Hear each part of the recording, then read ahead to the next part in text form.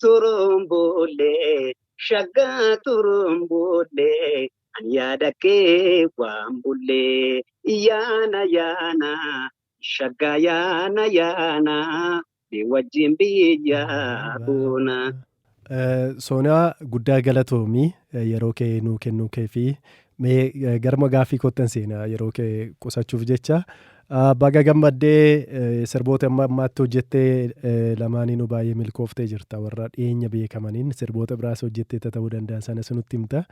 Mee sirba kee gidduu kanaa waa'ee Afrikaa jettee weelliste yeroo akkam qopheessitee fixxe yeroo akkamitti fudhate dadhabbii akkamii keessa darbite mee asirraa jalqabnu walaloo isaa eenyu barreessee eenyutu immoo qindeesse kan jedhu wajjin. Galatoomi Zalaalam baga walumaan gammanne siin jechuun barbaada. Sirbi tokko gaa akkuma beekamu dadhabbii qaba yeroollee si gaafata. Sirba kanallee walaloo isaallee durumayyuu barreesseen qaban ayidiyaa sirbicha irratti warra kush yookiis immoo hortee kush kanarratti ayidiyaa sana hojjechuuf durumayyuu walaloo kana barreessee harkuma korra ture. Baran ammoo sirba warra boolee ergan baasee booda waggaa masaattan baasee waggaa masaattidha kanan gadhiise isa kana. Gaarii waggaama tokko already ergan gara istuudiyoo geessee waggaa tokko fixeera waggaama tokko asitti kanan hojjedhee egaa yaada sana egaa walaloo maal yeedaloo durumayyuu nan qaba waggaa tokko fixeera kan jedha. Istuudiyoon hojjete mucaa Latii Olii jedhamu tokkodha. Latii Olii jedhama. Sirba warra booleellee isuma mataa isaatti hojjete. Miiksii fi maasterii immoo Abbuus boza yookiin Anteenet Afarraa Abbuu istuudiyoo isatu hojjete. Sirbi Afrikaan haalli hojii isaa kana fakkaata. Baay'ee itti dadhabdeetta natti fakkaata akkan argetti baasii guddaa sin gaafanne sirba kana baastee hojjettee xumuruudhaaf. Baasii hedduu si gaafata. Baasii hedduu si gaafata. Hojiin muuziqaa baasiillee hedduu si gaafata. Waan xiqqaadhaan waan hojjettu miti sii galee. Awudoo isaa irratti eegalee haga kilippiin isaa hojjetamee xumuramutti illee baasii hedduu gaafata. Baasii egaa dandeessee matti galuudha malee baasii ni gaafata. Baasii gaafata dhugaadha. Baasii guddaan kan itti bahe jechuu dandeenya? Baasiin itti baheera gaa hojii muuziqaatti galtee jennaan baasii hedduu si gaafata baay'ee. Baasii gaafachuu isa dirqama gaa baasii sana gaa herregi deemaa haga kana na gaafata jettee mati ilmaamaan itti galuudha malee baasiin si gaafata. Ayyee Soonaan as keessatti waa'ee galaana diimaan kaastaa waa'ee Afrikaan kaastaa guddummaa kuush kana hin kaastaa yaadni kun maalirraa dhufe dhiyeenya kana siyaasni Itoophiyaas gara gaanfa Afrikaa keessatti akka guddataa ture gaaffiin galaana diimaas Itoophiyaa irraatiin dhagahamaa isuma kana mirkaneessuuf moo yaadni kun akkamitti sii dhufe akkamiin ibsita waa'ee sirba Gaaffii bareedaa na gaafatte zedde. Maal ta'e beektaa asirratti namoonni baay'een hedduun illee na gaafatu kan si ajaa'ibu dhuunfaa maatiin illee. Calqabumaayyuu yoo ilaaltu horteen kushii gaanfa Afrikaa kanarratti karaa qaroominaallee karaa kamiin iyyuu horteen kushii ga'ee guddaa qabu beektaa zeddi. Qarqara galaana diimaa kanarra guutumaarra kan qubatee ture. Haga ammaallee kan jiranillee hortee kushii galee galaana diimaa hortee kushillee adda baastee ilaaluu hin dandeessu beektaa. Somaaliyaa walaaltees uummanni Somaaliyaa hortee makuush. Dhugaadha. Gara Jibuutii kana yoo fudhattee Somaaliyaa keessas yoo fudhattee Gibxiitiin illee Masrii jechuudha. Naanna'ee dhufee gaanfa Afrikaarraa haga Tanzaaniyaa kanattis illee yoo fudhattee Keeniyaa kana yoo fudhattee haga Ugaandaallee yoo fudhattee gaanfa Afrikaa kana guutummaa masaa irratti horteen kush dachiirraa dhibaman hin jiru. Hortee kush jechuun qaroominaan illee yoo fudhattee ijaarsa siidaa meeroo biyya Sudaan keessa jiru fa'aa kanallee yoo fudhattee kanii Gibxii fa'aa kana qarooma Afrikaa kanarratti horteen kush ga'ee olaanaa taphatanii beektaa. Isaan wajjiniin wal qabsiisee kan horteen kush kun immoo Afrikaa irratti horteewwan qaroominaatiin heddummina sabaatiin illee ta'ee waa hundaatiin illee dursa dhahamudha asii galee seenaa keessatti illee. Isaan keessaa immoo Oromoon illee hortee Afrikaa kanarraatii saba baay'ee guddaadha. Hortee Kushidha. Kana wajjin wal qabsiisee tan hojjedhe jalqabumayyuu Galaana Diimaa mootumma ajandaa siyaasaa amma fakkaatu iyyuu malee ajandaa siyaasaa kana ta'u iyyuu malee siyaasa amma keessa jirru kana yoo ta'u iyyuu malee hortee Kushiifin Galaana Diimaa adda baastee ilaaluun iyyuu ulfaata baay'isee. Har'a otoo hin taane durii kaastee jechuudha. Durumaa kaastee iyyuu gaaffii Itoophiyaan isa wajjiniin tokkodha. Ammayyuu maal jedhama sirba sana keessatti yoo ilaalte ilma abbaa caalii yaa guddinaa yaa guddinaa seenaa guddaa qabna duruu Afrikaa bulchinaadha. Si galee amma otoo hin taane dur jechuudha. Durumaayyuu Nuubiyaan Kingdemii yoo fudhatte horteen Kush sirna mataa isaatti bulaa turellee ni qaba. Qaroominaatiin illee qaroomina addunyaa kanaaf illee kan gumaache Afrikaa qofaaf otoo hin taane akka addunyaa kanaatti illee qarooma gurguddaa kanallee kan gumaache uummata gurraacha Afrikaa kana isaan keessaa immoo uummata gurraacha Afrikaa kana keessaa immoo hortee Kush seenaan lafa ni kaa'asii galee. Kanaaf achirraan kaasanii kanan ilma abbaa caalii yaa guddinaa yaa guddinaa seenaa guddaa qabna duruu Afrikaa bulchinaa kanan jedheef jechuudha. Dhalootaan hundeen Kushii mootota Nuubiyaanii galma siidaa Aksumii warra qarooma durii jedha agartee. Warra Aksumii ijaaruu keessatti illee qarooma durii kana keessatti horteen Kush ga'ee ol aanaa qabaachuu isaati sirba kana keessatti kan lafa kaa'usii galee. Akkasidha. Uummanni Oromoo facaatiinsaa Oromiyaa keessaa qofa miti. Oromiyaa irraa qabee biyya ollaatti yoo ilaalle gara Keeniyaa Marsabeet Isiyooloo haga deemee Mombaasaa ga'utti moggaasa maqaasaaf lafa isaa dabalatee hafteewwan uummataa amma jiran illee dabalatee jechuudha. Amma qarqara galaana Hindiitti illee faca'anii jiru sun dhuguma. Sirbi kee kuni sirba siyaasa ammaa osoo hin taane sirba seenaati jechuudha. Seenaa irratti kan hundaa'edha. Siyaasa ammaa haa fakkaatu iyyuu malee siyaasa ammaa kana wajjiniin walitti haa dhufu iyyuu malee horteen Kushii Galaana Diimaa irraatii wanti adda isa baasu hin jiru. Jabuutii yookiin Jibuutii kanallee yoo fudhatte Kushii baay'isee. Qarqara Galaana Diimaa kanarra kan qubatee ture durumaa kaasee illee Kushoota sii galee.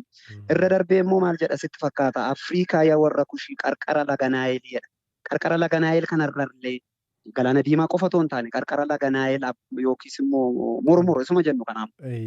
Egalee Afrikaa yaa warra Kushii qarqara laga Naayilii mootota warra Nuubiyaa maddi kee laga mormorii kan bulchu warra abbaa biyyaadha.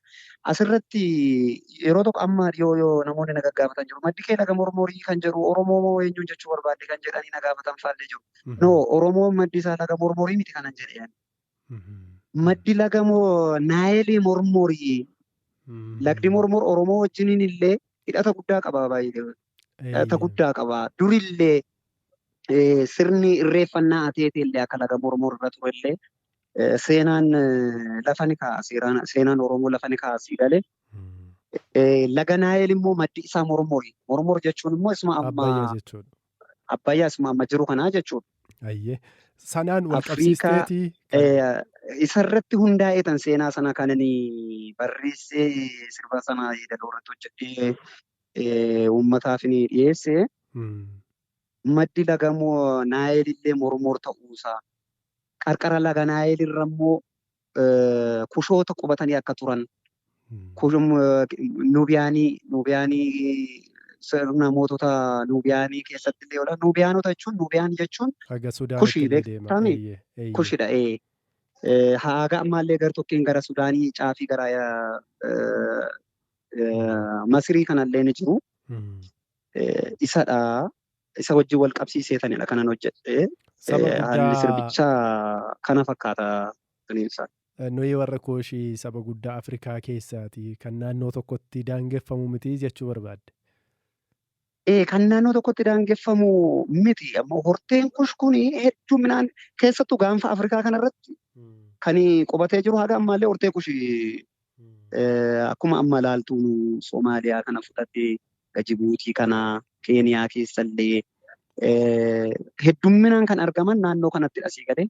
Dur immoo laga Naayil yookiis immoo laga Mormor kanarratti qarqara laga Mormor kanarratti haga Gibxii ga'utti haga Masrii ga'utti Sudaan keessa kushoota kan qarqara laga Naayil kanarra ture jechuudha. Nubiyaanota isa wajjin wal qabsiiseetanii kananii walaloo sana barreesse. Kabira waa'ee baaburaa kaasteetta ka Dirree Dawwaa ka Jibuutiitti bahuuf moo Galaana Diimaatti bahuuf moo akkamii wal qabsiisteme? Inni bareeda gaaffisee bareeda na gaafatte. Been dirree galla Jibuutii galla Jibuutii galla Jibuutii walii gallee shambaarambaa jenna malee nu jibban beeknu silas jaalala malee jedha. Dirree dhawaa jedhi malee jedhi malee. Dirree dhawaa kanaa wajjin wal qabsiisee kallattii sanatti kan hin deeme fuloowuu qaba walaloon sun baay'isee jalqabumarraatii waa'ee Afrikaan kaasee Afrikaarraatii kaasee kushan dubbadhee gara kushiirraatii immoo gara dirree dhawaatti hin deeme. Dirree dhawaa seenaa yoo ilaalte haalli hundeeffamumti magaalaa dirree dhawaa sun yoo ilaalte namicha wayitu jira sii galee nama dhawaa Elemoo Muudee kan jedhamu tokkotu jira beekte. Dhawaa Elemoo Muudee kun naannoo dirree dhawaa kanarra kan jiraachaa ture. Horii qabaa jedha seenaa tokko tokko yeroo ilaallu horii yookiin masaawwaa achitti horsiisuu wayii qabaa. Dhawaa Elemoo Muudee jedhama sii galee. Dhawaan kun dirreen kun dirreetu jira dirreema dhawaa kanarratti achitti horii bobbaafataa ture jedhama. Dhawaa Elemoo Muudeeti. Namichi kun sii galee Oromoo maachii irra ture kana jechuudha. Dhawaa Elemoo Muudee kun amma achuma irratti dirree dhawaa jedhi malee. Elemoo Muudee jedhame tire. Yaa biyya dhawaa Elemoo Muudee jedhama walaloon sun achi keessatti sii galee. Dhawaa Elemoo Muudeeti. Dhawaa Elemoo Muudee kun achirra ture kan jiraachaa ture. Sanumarraati dirree dhawaa kan jedhame achirraa dhufee beektaa. Isa wajjin wal qabsiiseetanii kananii achumarraan gara suutuma suuta walaloo sana keessatti filoowuu isaa yoo ilaalte suutuma suuta gara Galaana Diimaa dhimma Afrikaa kana keessatti ga'eewwan Oromoonni qaban abbaa biyyaa yawalee nu jibban beeknu silas jaalala malee jedha. Haala sana keessatti gara maal sin jiru Adwaa wajjin illee wal qabsiisee kananii walaloo sana barreesse jechuudha. Bilisummaa gurraachotaa nutu fidee jedha sii galee Adwaa wajjin illee wal qabsiisee kanan lafa kaa'eeru. Isa wajjin abbaan biyyaa yookiin immoo abbaan biyyummaa biyya kanaa Oromoo ta'uusaa fi Oromoo keessaa immoo warra kush immoo Afrikaa keessatti ga'ee guddaa akka qaban kan inni lafa kaa'eeru jechuudha.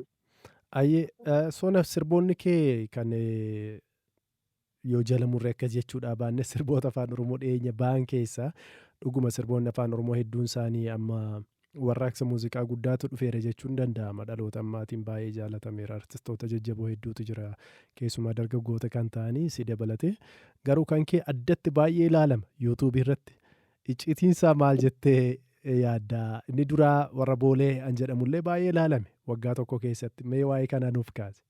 Akkas eegdee ture jalqaba yeroo muuziqaa hojjechuu jalqabde. Iccitiinsaa eeguullee nama eegda haga kana baariyaal ta'ee uummata biraa ga'uu dhiisa jetteellee shakkita malee hojiin koo naa baha yookiis immoo hojii kana yeroo hojjettu xiyyeeffattee akkasittiin sammuu namaa keessa galuu dandeessu yookiis immoo akkamittiin akka waan onnee uummataa keessa jiru tokko yoo dubbattu uummanni kan isaa waan ta'eef jaalata beektaa. Fakkeenyaaf warra boolee mayyuu yoo ilaalte wanta haaraa wanta nani dubbadhe tokkollee hin jiru yookiis immoo walaloon ani achi keessatti sirbanani sirbe sun kan namaarraa adda wanti isa godhu tokkollee hin jiru. Wanti adda isa godhu yoo jiraate waan dhugaa waan qabatamaa seenaa dhugaa lafa jiru waan onnee uummataa keessa yookiis immoo sammuu uummataa keessa jiru tokko yoo fuutee lafa keessu uummanni kansaa waan ta'eef waan jaallatuuf ofitti fudhata sii galee. Afrikaa kanallee akkasumatti amma nani xiyyeeffannoon koo guddaan amma agarteetta yoo ta'e warra boolee mataan isaayyuu seenaa irratti kan hundaa'edha beektaa. Mee achi keessaa warra yaadachiisi. Warra ganamaa, warra abbaa biyyaa, warra jaalalaa jedhame tiire. Meerre deebime. Ya warra boolee, warra bulbulaa, Ya warra boolee, warra ganamaa, warra abbaa biyyaa, warra jaalalaa jedhaa mitiiree walaloosaa sana keessatti. Baay'ee. So seenaa irratti kan hundaa'edha. Asii galee hojiin ani hojjedhu amma dhugaa dubbachuuf yoo ta'e seenaa irratti hundaa'eetan kanan hojjedhama. Afrikaa kana akkuma nama sitti himaa ture seenaa irratti kan xiyyeeffatedha. Asii galee seenaa durii sanaa yoo ati lafa keessu Oromoon immoo seenaa isaa ni beeka. Achii dhuftee isaa waan beekuuf waan Oromoo sana yookiis immoo waan dhugaa sana yeroo dubbattu uummanni kan saati waan ta'eef dhugaasaa waan dubbatteef ofitti fudhata jechuudha. Fakkeenyaaf boolee baay'ee sirba ajaa'ibaati. Baay'ee akka sirba sanaan jaallatameen jiru. Tokko uummanni boolee irra ture durumayyuu warri boolee uummata ganamaati. Uummata kaleessa dhufee miti jechuu barbaaddeeti.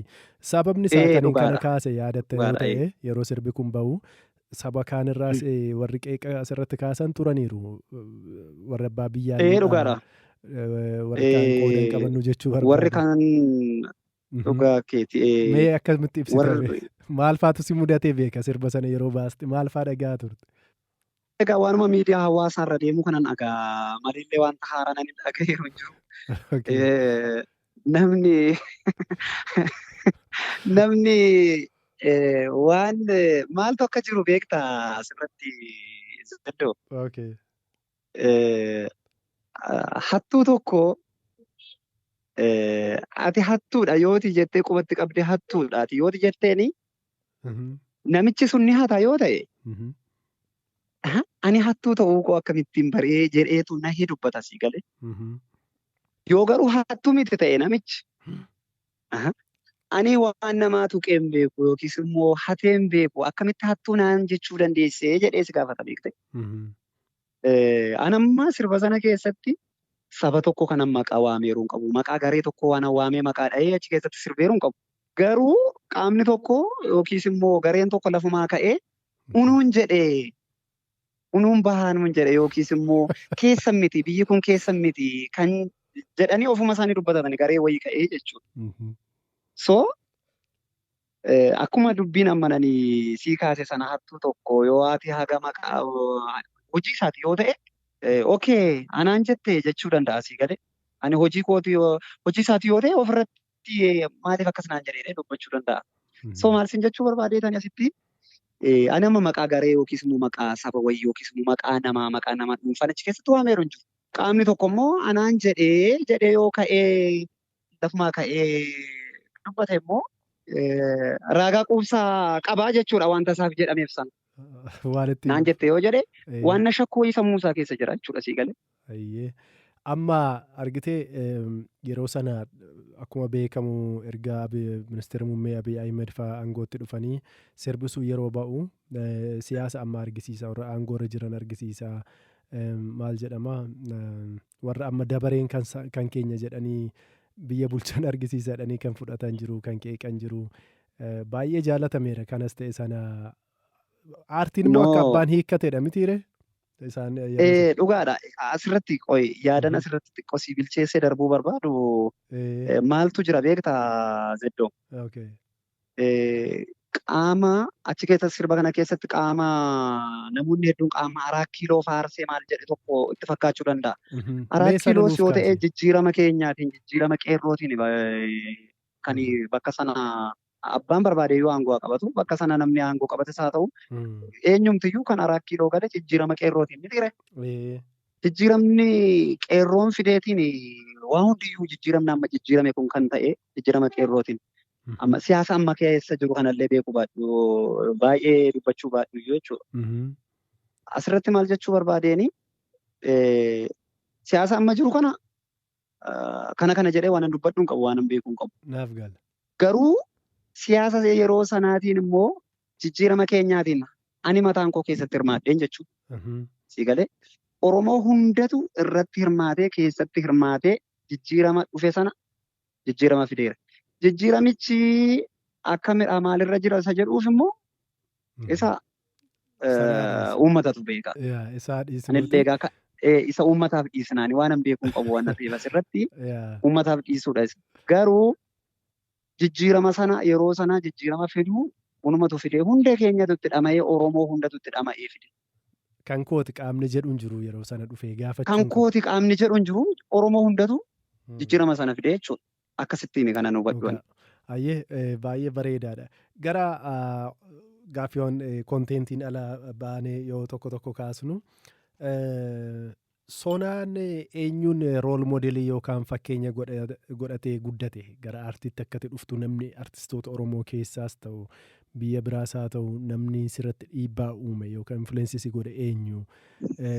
Daabee kee yoo ilaallee Eebbisaa Addunyaa nama yaadachiisa aartistoota Oromoo dhiyeenya jiran keessaa itti qaafaa yoo ta'e malee namoonni baay'een hin qaban akkas. Mee aartiitti akka galtuuf maaltu si kakaase? Ani gara aartiitti dhufuu kana dura aartiin jalqabumayyuu aartiifin dhalli namaa walitti hidhamiinsa qaba beektaa. Achumaa dhufteensaayuu aartiin dhala namaa wajjin walitti hidhata guddaa qaba beektee jechuudha. Kanarree egaa hedduminaan illee sagalee si ibsuu baadhuyyuu. Sirboota ani sirbootuma durii mayyuu kaasee sirba nan jaalladha dhaggeeffadha. Akkuma nama kamiittuu jechuudha aartii yookiis immoo muuziqaa nama hunda jaallata waan ta'eef nin jaalladha. Garuu irra caalatti sirboota Dookter Alii Birraa kanallee hedduun jaalladha. Hedduminaan ani Dookter Alii Birraa hedduun jaalladha nan dhaggeeffadha dhugaa dubbachuuf yoo ta'e san jaalladha. Moodela kooti yookiis immoo teesti godhee kanan dhaggeeffadhu Dooktera kabaja Aartist Alii Birraadha. Tokko keessaa lakkoofsa tokko irratti jaalladha kan jettu ni jira akka yaadattu sekendii 30 fakkeenyaaf si mijataa ta'ee bakka. Nin jaalladhaanii sirboota jaalalaa isaaniillee siyaasa irratti xiyyeeffatanillee uumama irratti xiyyeeffatanillee waa hedduu Dookter Alii Birraan wanna isaan hin tuqne hin jiru waa hedduu irratti tuqanii sirbaniiru. Ani sirboota jaalalaa isaa keessaatiillee hedduu isaa nan jaalladha. Isa keessaatii amma leelee faallee nin dhaggeeffadha nin jaalladha durumaa kaaseeyyuu. Si mijataa sekendii 30 jette. Okey sagaleedhaan si dhaggeeffachisiisu. Natti tola. Ani Alii Birraa keessaa nin deema baay'een jaalladha nin deema. Isaallee nan jaalladhaanii amma leelee faallee. Mee jedhame amma leelee meenuuf jedhe. Amma leelee boontuun taalaa. Waysamma leelee naannoo, waysamma leelee naannoo, amma leelee waan taalaa, waysamma leelee naannoo, waysamma leelee naannoo, turumbulee, shaggaa turumbulee, ani yaada kee waan bulee, yaana, shaggaa yaana. Wajjin biyya boona kana faallee dhaggeeffadha. Dookter Alii Birraa hedduu ajaa'iba. Dookter Alii Birraan sirbanillee egaa sirboonni gataman hin jiranii hundi isaanii jaallatamoodha. Egaa kanuma afaan kootti na dhufeensi sirbeeyani. Ayyee. Sodaan warra booleef kan amma baasteerraatiin ala sirba dura sirbiteettu ni jira? Hin qaba malee sirba Wallaggaa tokkollee sirbeera. Boontuu qalloo kan jedhu tokko faallee sirba shawaa ta'e wayiillee sirbeera. Kamirraa jalqabde meenuu yaadachiise tarii ani sirboota kana lamaan waan beekuuf si gaafadhe tarii oodeensiin keenyallee. Isa dura sirba tokko faallee sirbeera. Boontuu qalloo shoollee balloo. Boontuu qalloo duchee dabbasaa filfoo naturgaa eekoo dhinkee barii dhimminuustu. Boontuu qalloo gurtaan karaa jirtaa kee argannaa ga'ee. Boontuu qalloo qalbiidhaan sumalee gaafa yaaraa ta'ee. Boontuu qalloo narraan turinii kootu narraan jaalalaan. Boontuu qalloo jireenyi kiyya wabiin qabdu siinadhaa. Boontuu qalloo duchee dabbasaa filtuu naturgaa eekoo dhinkee barii dhimminuustu. Sirba akkas jedhu kana faallee dura. Amazing. Baariyaal ta'e. Kuni gaaffiif deebii kana yeroo taasisnu bilbilaan saniyyuu itti qophooftee isteejii istuudiyoo malee soonaan sagalee ajaa'ibaa qaba. Yeroo tokko soonaan waltajjii irratti weellisuu hin danda'u nama waltajjii miti jedhanii faasii qeeqanii ture sooshaal miidiyaa irratti argiteetta jedheetuma yaada. Yeroo har'a gaafa ilaalu soonaan nama biraati. Mee maal jettame arguun kennaaf jedhee yaada akkamitti yaadatta? Argeera. Maal ture beektaa? Maaliif akkas jedhamaa ture beektaa? Mudannoo wayii tokkotu isteejii wayii irratti Adaamaa nu mudatee ture. Guyyaa sana gaaditee ilillee keessa galee kana jedhee rakkoo uumame sanallee egaa miidiyaa irratti haasa'uu baadhuyyuu. Mudannoon ana qofaa miti baay'ee ana qofaallee miti. Wallistoota achirratti walumaan turreellee irra darbee immoo namoota hedduullee mudateera. Mudannoon akkasii immoo si mudata beektaa? Maaltu jira beektaa biyya kana keessa nama qaawwa sitti barbaadu yookiis immoo nama maal siin jedhu laata? Kan hin hojjenne taa'ee si cabsuu barbaadu yookiis immoo si wanni jechuu barbaadu tokko jiraami. Namoota akkasiitu baay'ata si galee. Already guyyaa sana dogoggorri uumameera si galee. Saawundi siisteemii irraatii kaasee rakkoo teeknikaa irraatiin kaasee guyyaa sana rakkoon uumameera. Hamma kanas immoo rakkoon sun bahee mayyuu ajandaa ta'a jedhee yaadde yeroo sana ajandaa ta'ee ture baay'ee. Kanaaf dhuguma kanaaf si yaadadhe si gaafadha. Mucaan ofiiyyuu hin sirbine aga jedhanitti iyyuu odeessaa turan si galee. Mucaan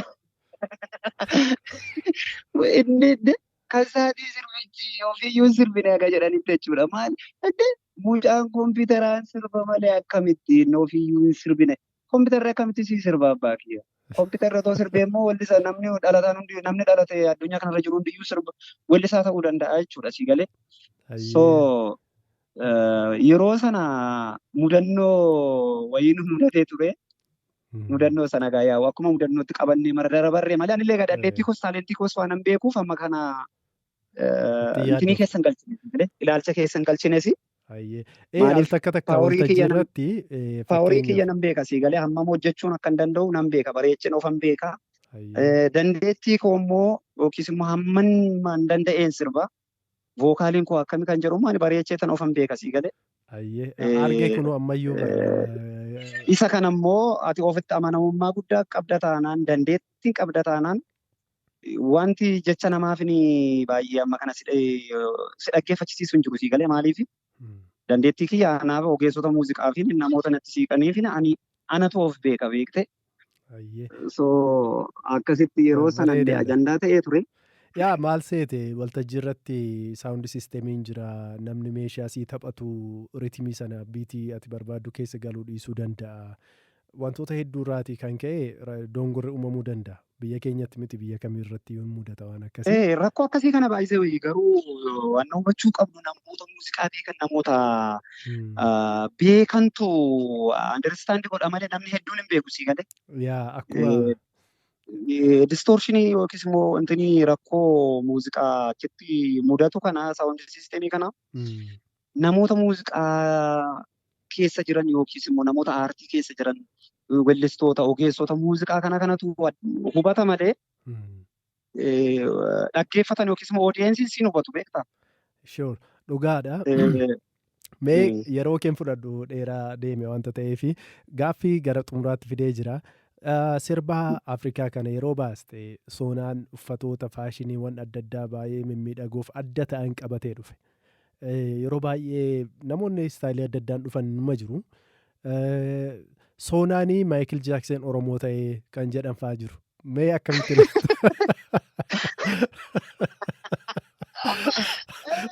Asumaa fuudhanii Maayikil Jaaksen na godhanii. Uffannaan kee akkas fakkaata. Mee waa'ee sana nuuf kaasi. Faashinii sana akkamitti filachuu dandeesse? Uffata kana akkamiin filatte? Waa'ee sana mee xiqqoorraa nu haasa'i. Ani asirratti uffatoota free size ta'anii nama jechuun durumayyuu nan jaalladhaani. Utuma gara aartii kanatti nuufiin iyyuu ani karaa uffata maal pirootokoolii koo nan eeggadha. Irra darbee immoo uffata free size ta'an nan jaalladha. Kun immoo akkuma nama tokkootti uffanni kun bareedaadha. Uffata kana yeroo hundaa uffata aadaa maal kana kiliipii irratti baay'isuu baadhuyyuu wanta haaraa tokkosti uffata biraayit ta'anii kiliipii irratti illee mul'achuu danda'an tokko hojjenna jennee daayireektera koo wajjin walii gallee uffata kana diizaayin gochisiisne beektaa. uffata kana hojjechisiisnee uffata sana bakka uffata bareeda immoo baay'isee Bareedaadha. Garuu Maayikil diizaayinii Jaaksan fakkaatee dhufee mucaanii akkas jedhanii oduu tokko dhagaheera. Uffatuma firii saayis ta'anii diizaayiniin isaanii bareedanii kiliippii sanarratti xiqqoo waan bakka kiliippirra kanan dura ani hojjechaa ture irraati waan ta'e haala uffannaatiin illee adda goonee dhufuu barbaanneetu malee haga kana xiyyeeffannee haganna ajandaa ta'utti yaadnee miti kan nuti hojjenne. Yaa ajandaa miidiyaa hawaasaa godhanii turan natti fakkaata yeroo darbe. Ta'ee ture dhuguma. Garuu Maayikil Jaaksaniin hin jaallattan dinqisiifattaa yookaan sirboota isaa dhaggeeffattaa? Ani sirboota isaayyuu hedduu sin dhaggeeffadhu hedduu sin dinqisiifadhu yogguun sin jedhu akkuma jira miti natti dhufee nan laalee man darba malee haga kanas xiyyeeffannoo kun kenneen beeku ani dhugaa dubbachuuf yoo ta'e. Nama laaltuu hordoftu miti jechuudha. Nama nan ilaalee hordofu miti. Nama ilaalee hordofu miti. Soonaan aartii cinatti hojiiwwan adda addaa hojjetamoo aartii qofa irratti xiyyeeffatee jiraata? Mee gabaabsitee? Hojii dhuunfaallee hagam malee nan hojjedha. Hojii ijaarsaa irratti illee gurmoofneetu hojjechaa turre. Hojii ijaarsaa irratti mana barumnoota maal irraa erga xumurree baanee maal jennee dookimentii walitti finnee gurmoofnee akkasumatti sosochoon ijoollee hiyyoota wajjin hojjennu jira. Isumaan hojjechaa ture. Irra caalaattuu isumaan hojii dhuunfaa sanaatiin sosochoonee jiraadhaa jiraanii. Hojii dhuunfaa nan qaba. Kilippiin kee jalqabaa yuutuubii irratti miiliyoona 27 ol argatee jira miti viiyoon dongoroo baadha. Warri boolee 27 gara 28 akkas. Suni yeroo sana dabarsitee waggaa gurgurte sana hin gurgurte moo viiyuma sanaa sii kaffalame moo galii gaariitti argatte sanatti baay'ee gammadde? Galii gaariillee itti argadhe illee qabu dhugaa dubbachuuf yoo ta'e yuutuubiin haga kana biyya kana keessatti haga viiyuu sanaa waan galii argamsiisu natti hin fakkaatu beektaa. Anillee egaa hedduminaan hin beeku amma reefa yuutuubii mataa koo banadhee eegalee jira. Garuu ijoollee waliin hojjechaa turre sana asumaan illee isaan galateeffachuu barbaada. Mootessaa istuudiyoo warreen jedhaman sana kiliippii koo ammaa kanallee isaan mannaa waraabe. Isaanuma wajjin walii galleema wacii tokko hamma herregeessa amma haga yuutuub irra jiru sanas wacii kan koos gatii kiliippiin itti waraabamu piroodaakshiniin jiranitti kaffaltee hojjechiistu. Isa itti herregneema maal jennee hojjechaa turre malee haga kana gatii yoo argame baay'ee gatiin achirraatii argamu waan ati itti gammaddu yoo yuutuubii sanarratti lakkaa'ee qarshii argame qarshiin sun si qaqqabe. Akkuma biyyattii kanaatti immoo yuutuubiin haga kana waan kaffaltii bareedaa kaffaluyyuu miti beekte. Viiyuun isaa guddatee iyyuu maallaqa guddaan ta'u jechuudha. Haga kana lakkaa garuu haga kana garuu akka yaadamu sana hin lakkaa'u. Isheen immoo piroodakshinii magatuma kiliippii maal sana dandeessi malee irra darbee waan kiisii keetti atachirraati inkaamii argattee si gargaaruu jira. Jedhee si yaadu anis waan amma kana waan argadheeru hin jiru. Viiyuu miiliyoona ta'ee soonaatiin waan miiliyeenera godhe hin qabu jechuudha. Miiliyeenera si godhu hin jiru. Yuutuubiin haga kana miiliyeenera si gochuu hin danda'u. Ayyee gara dhumaati. Soonaan maal baratte? Waan aartii hojii wal qabatu baratte moo koonistiraakshii wajjin akka amma jettu baratte moo? Anillee lakkee waan aartii wajjin jirullee termii gaggabaabaa wanta ta'e xiqqoo baradhee malee jira miti ija 3-4 waan nati barattu waan akkasii kana yeroo muraasa isayyuu addaan kute baradhee malee illee barnoota aartiillee haga kana termii muraasan fudhadhe garuu barnoota idilee sakaaniitiin akkaawuntiingii baradhe. Akkaawuntiingii baratte? Akkaawuntiingii baradhe. Ayyee. Dallaasti isa dhumaatii Soonaan eenyu warra jedhanii fi Soonaan eessatti dhalatee guddate? Anillee gaaffii kana baay'ee nama gaafachuun jaaladhu. Garuu maaliif beektaa gaaffiin kun gaaffii namoonni baay'een itti wal qoodan yookaan itti wal ibsan waanta ta'eef yeroo baay'ee nama gaafadhu garuu namoonni gaafatan jiru. Soonaan eessatti dhalatee guddate eessatti barate kan jedhuuf. Egaa ani dhalootaan illee kanan dhaladhe godina Horroo Guduruu Wallaggaattidha. Mhm. Egaa achitti dhaladhee Aanaa kam gara jechuudha? Hamboo fa'a. Aanaa Guduruu Mhm. Tulluu Abiib bakka jedhamu tokko jira achittin dhaladhe. Hayyee. Achittin dhaladhee adeemsa keessa egaa mana barumsaa eegaluun jira. Mana barumsaa nan eegaleen ijoollummaa mana eegale egaa mana barumsaa kanas. Hayyee. Ergasii gara Hamboottan dhufee Hamboottis barnoota koo baradhee gara Finfinnee kanallee nan dhufe. Hayyee. Haalli jireenya koo kanuma gidduudha. Haalli barnoota koo illee asuma gidduuttin barnoota illee baradhee xumure. Hayyee. Soonaa koo guddaa galatoomi.